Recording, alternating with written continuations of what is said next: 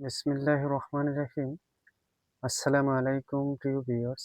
আশা করি মহান আল্লাহর রহমতে যে যেখানে আছেন ভালো আছেন, সুস্থ আছেন। সবার সুস্থতা কামনা করে আরও একটি ভিডিও নিয়ে আসছি আপনাদের জন্য।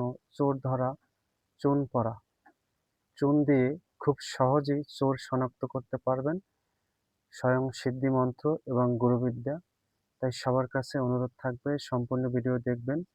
যদি ভালো লাগে আপনাদের অবশ্যই একটি লাইক দেবেন, চ্যানেলটি সাবস্ক্রাইব করে সঙ্গে থাকবেন। যার ভালো লাগবে না সে স্কিপ করে বেরিয়ে যাবেন। যার ভালো লাগে দেখবেন, যার ভালো লাগবে না দেখবেন না। আজকের ভিডিওটা হলো চোর ধরা, চোর শনাক্ত করা।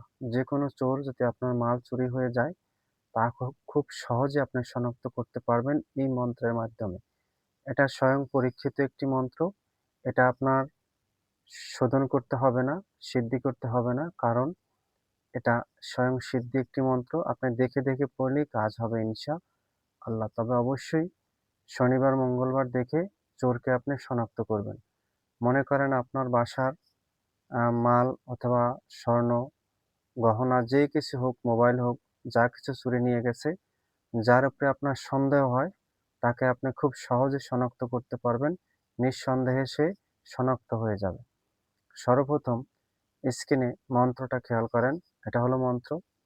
এই মন্ত্র খুব সহজ নিয়মে আপনি খাটিয়ে চোর ধরাতে পারবেন। মনে করেন আপনার বাসার যেকোনো বস্তু চোরে নিয়ে গেছে, কিন্তু ৪ জন অথবা ৫ জন অথবা ১ জন আপনার সন্দেহ হয় এই লোক নিতে পারে। প্রতিটা লোক আপনি ডাকবেন এবং স্থানীয় চৌকিদার অথবা মেম্বার বা চেয়ারম্যান তাদের সম্মুখে রাখবেন তাদের, এবং এলাকার লোকজন জড়ো করবেন। জড়ো করে আপনি এই কার্যটা করবেন। একা একই করবেন না, তাহলে আপনি বিপদগ্রস্ত হবেন। কারণ একা করলে ওনার যদি সমস্যা হয়ে পড়ে তখন আপনি বিপদে পড়বেন। অবশ্যই এলাকার গণ্যমান্য লোক সংগ্রহ করে তারপরে আপনি এই চোরকে শনাক্ত করবেন। কিভাবে করবেন? চুন নিবেন। পান খায় যে চুন দিয়া, সেই চুন নিবেন। এই চুনটা আপনি হাতে নিবেন। বাম হাতে চুন রাখবেন এবং ডান হাতের এরকম কর দিয়ে গুনবেন। এই মন্ত্র ৭ বার পড়বেন, ৭ টি ফু দিবেন। ৭ বার পড়বেন, ৭ টি ফু দিবেন এবং মন্ত্র শেষে আপনার যেই জিনিস চুরে এনেছে অবশ্যই সেটা স্মরণে রাখে সেটা বলে ফু দিতে হবে। এবং সেই চুন ফু সা মন্ত্র পড়লেন ফু, মন্ত্র পড়লেন ফু, এভাবে মন্ত্র পড়বেন, ৭ টা ফু দিবেন, ৭ বার মন্ত্র পড়বেন। পড়ে সেই চুনটা চোরের ২ গালে এবং কপালে, দাড়ির নিচে ৩ জায়গায় ৪ জায়গায় লাগিয়ে দিবেন চুন।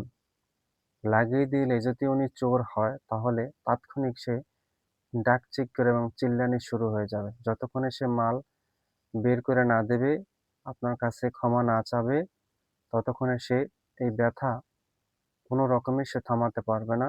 সে চিল্লানি শুরু করবে।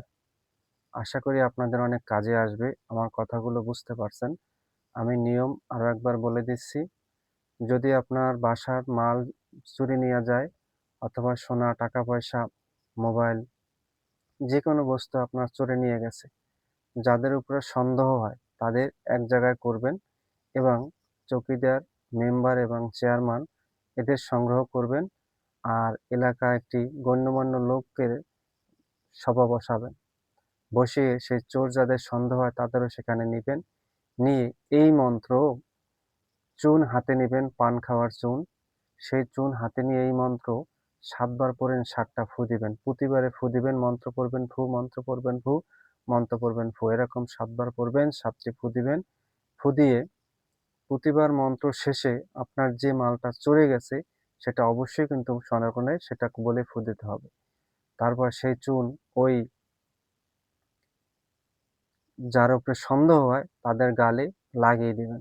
৫ জনের উপরে সন্দেহ হয় ৫ জনের গালে লাগাই দিবেন। যে চুরি নিয়ে গেছে সে চিল্লানি শুরু করবে, তার গাল ফুলে যাবে, গালে লাগাবেন চুন। গালে, কপালে এবং দাড়িতে। সোজা কথা, তার গালে ভেইজে লাগাই দিবেন চুন। লাগানোর পরে যে চোর সে সহ্য করতে পারবে না, চিল্লানি শুরু করে দেবে। যতক্ষণে আপনার হারানো মাল, যে চুরি নেওয়া মাল ফেরত না দিবে ততক্ষণে সে এই ব্যথা কোনো রকমে থামাতে পারবে না। তাহলেই বুঝতে পারবেন যে এই ব্যক্তি চোর, এই ব্যক্তি চোরে নিয়েছে। আর যে চোরে নেয় নাই তার শরীরে আপনি 1000 বার চুন মাখালে সে কোনো রকমের কোনো কিছু অনুভব করবে না। আশা করি সবাই বুঝতে পারছেন। কোনো অংশ না বুঝে থাকেন অবশ্যই কমেন্ট করবেন। সবাই ভালো থাকবেন, সুস্থ থাকবেন। আজ এই পর্যন্তই। আসসালামু আলাইকুম ওয়া রাহমাতুল্লাহ।